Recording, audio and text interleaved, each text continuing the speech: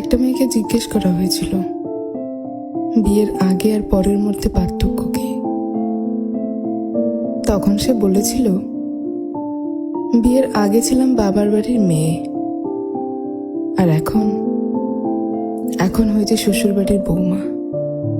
আগে আমার মুখে সবাই খাবার তুলে দিত, আর এখন আমাকে সবার মুখে খাবার তুলে দিতে হয়। আগে একটু ব্যথা পেলে চিল্লাচিল্লি করে সারা বাড়ি মাথায় তুলে ফেলতাম, আর এখন অনেক ব্যথা পেলেও একটা শব্দ করি না। আগে হাসার জন্য মা বকতো, আর এখন কাঁদতে গেলেও ভয় হয়।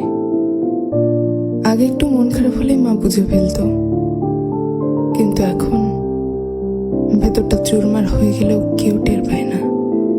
আগে ভাবতাম বাইরের জগৎটা অনেক শান্তি, কিন্তু এখন